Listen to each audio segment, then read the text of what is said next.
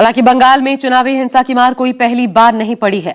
चुनाव से पहले हो या चुनाव के दौरान या फिर चुनाव के बाद पश्चिम बंगाल में हिंसा का एक इतिहास रहा है जो हमेशा से रक्त रंजित रहा। सरकारें आई गई, सत्ता परिवर्तन हुए, मगर राजनीतिक हिंसा का दौर कभी थमा नहीं, बदला नहीं। लोगों को भरोसा था इस बार ये चाल चरित्र जरूर बदलेगा, लेकिन जो तस्वीरें सामने आई हैं उससे लगता है कि इतिहास बदलता नजर नहीं आएगा। वामपंथी सरकार से लेकर टीएमसी और नई बीजेपी सरकार तक कैसे बंगाल में ये चिंगारी सुलगती नजर आ रही है, इस रिपोर्ट में देखिए। जब बंगाल ने परिवर्तन के नए दौर में प्रवेश किया है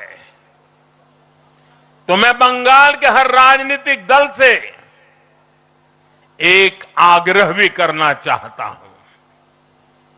बंगाल में बीते दशकों में राजनीतिक हिंसा की वजह से न जाने कितनी जिंदगियां बर्बाद हो चुकी है।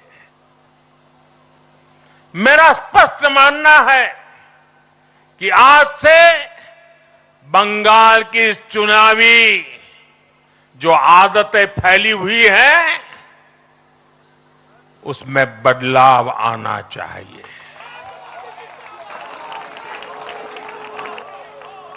आज जब भाजपा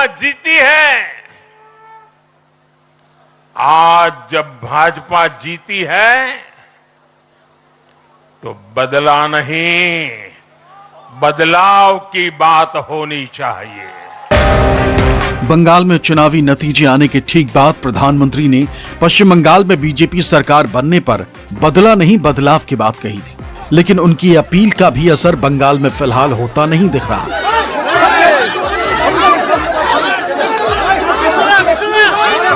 बंगाल में कुछ नहीं बदला है। सरेआम टीएमसी नेताओं पर पत्थर बरसाए जाते हैं, अंडे फेंके जाते हैं, मारपीट की जाती है, लेकिन पुलिस खामोश खड़ी देखती है।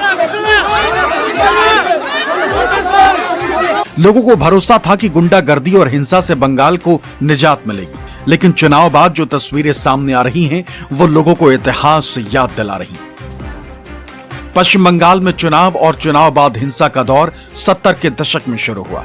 साल 1977 में लेफ्ट के सत्ता में आने के बाद हत्या को संगठित तरीके से राजनीतिक हथियार के तौर पर इस्तेमाल शुरू हुआ। 1979 में सुंदरबन इलाके में बांग्लादेशी हिंदू शरणार्थियों के नरसंहार को राज्य के इतिहास के सबसे काले अध्याय के तौर पर याद किया जाता है। उसके बाद करीब 2 दशक तक राजनीतिक हिंसा का दौर चलता रहा।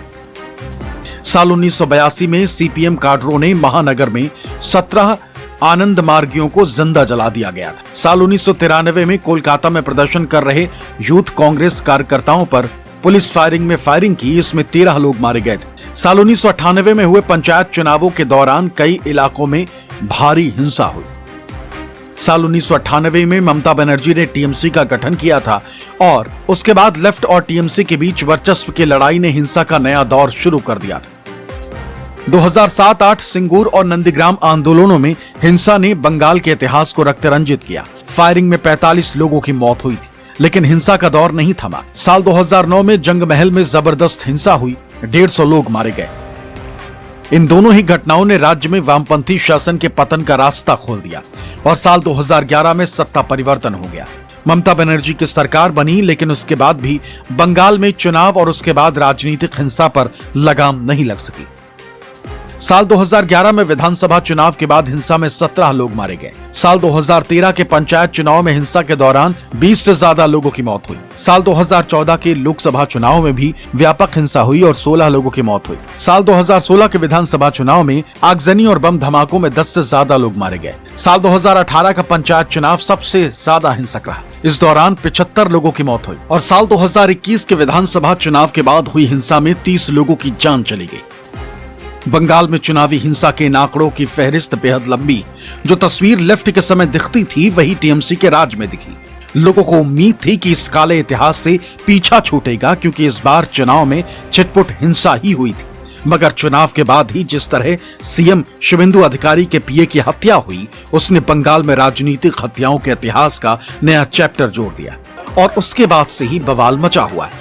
टीएमसी आरोप लगा रही है कि बीजेपी बदले की राजनीति कर रही है, तो वहीं बीजेपी इसे टीएमसी के खिलाफ पब्लिक का गुस्सा बता रही है।